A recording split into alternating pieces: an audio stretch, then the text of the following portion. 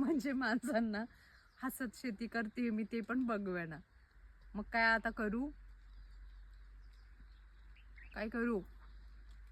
हा, बायकांसारखं असं राग या काय कसं आदळापट करून शेती करू? अहो वाटत नाही हो तुमच्याकडे बघून शेती करते. अरे काय वाटू आता, काय लेबल लिहू इथं शेती करते म्हणूनचा?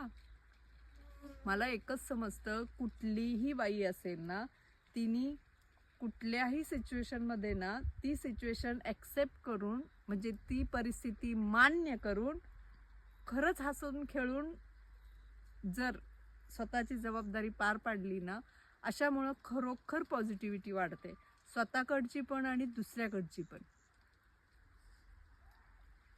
अनुभवून बघा म्हणजे कळेल तुम्हाला. जेवढं रडाल ना तेवढं निगेटिव्हिटी येत जाते. त्याच्यामुळं रडणं पूर्ण अवॉइड करा.